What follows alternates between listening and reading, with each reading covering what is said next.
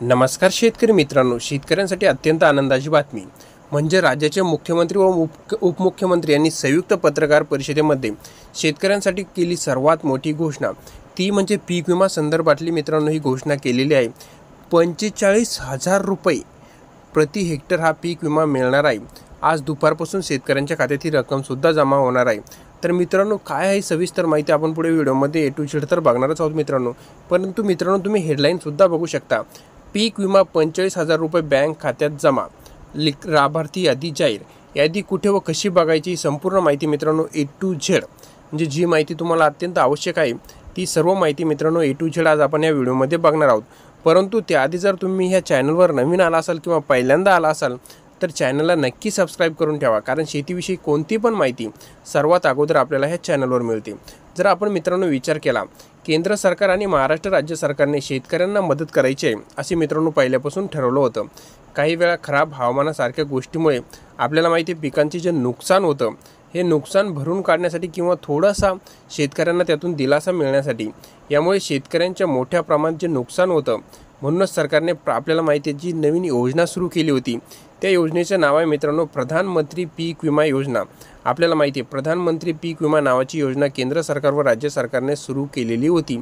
आपल्या राज्यात तर ह्या योजनेला अत्यंत उत्स्फूर्त प्रतिसाद हा मित्रांनो मिळाला होता। त्यानंतर जर आपण पुढे बघितलं, या योजनेमुळे आपल्याला माहिती आहे शेतकऱ्यांना फक्त 1 रुपयात पीक विमा हा भरून मिळणार होता आणि त्यापासून आपल्या पिकाचे संरक्षण होणार होतं। बरं, आपण जर 1 रुपयात पीक विमा भरला तर वरचे पैसे, तर मित्रांनो उर्वरित पैसे जे असतात केंद्र आणि राज्य सरकार हे एकत्रितपणे भरतात।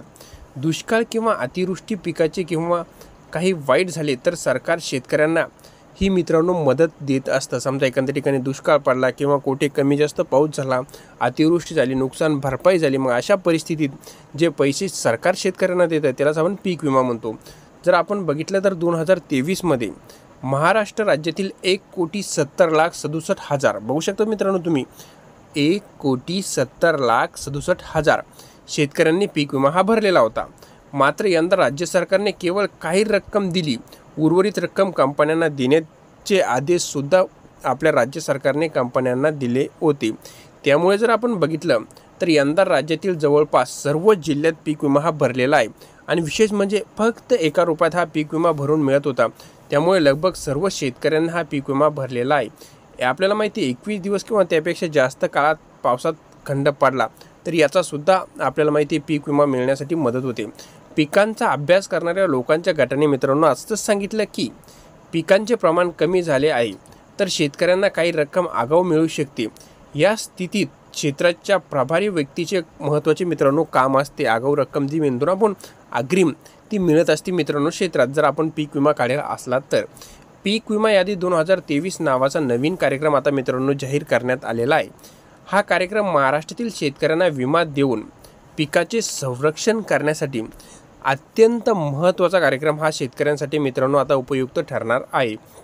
जर आपण आपल्या महाराष्ट्रात बघितलं तर 231 विविध क्षेत्रातील शेतकऱ्यांना हा विमा देण्यात येणार आहे। बघू शकता 231 विविध मंडळातील शेतकरी यांना हा पीक विमा देण्यात येणार आहे। पीक विमा योजना 2023 केवळ विशिष्ट प्रकारच्या वनस्पतीसाठीच प्रदान मित्रांनो केलेली होती। तर आपण बघणार आहोत की त्या वनस्पती कोणत्या आहे।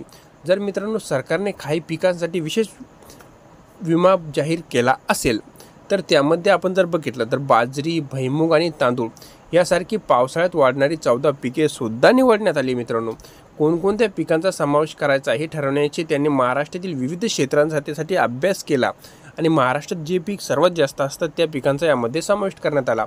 शेतकऱ्यांच्या पिकांचे नुकसान झाल्यास मदत करण्यासाठी सरकारने काही विमा कंपन्या सुद्धा सुरू केल्या होत्या। तर आता आपण त्या विमा कंपन्यांची सविस्तर यादी बघू। परभणी, वर्धा, नागपूर येथे ICICI Lombard general insurance private limited company ही कंपनी मित्रांनो अग्रगत होती।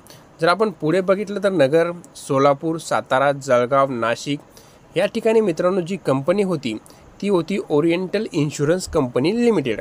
जर आपण पुढे बघितलं Ratnagiri, Sindhudurg, Thane United India insurance company, Pune, Dharashiv, Dhule, Hingoli, Akola HDFC, Kolhapur, Gondia, Jalna universal company. पुढे जर बघितलं आपण तर सांगली, वाशिम, बीड, बुलढाणा, नंदुरबार, वाशिम भारतीय कृषी विमा कंपनी, रायगड, औरंगाबाद, पालघर, भंडारा भारतीय कृषी विमा company, Raigad, Aurangabad, Palghar, Bhandara MS general insurance company आणि लातूर जर बघितलं तर MBBS ही होती मित्रांनो माहिती.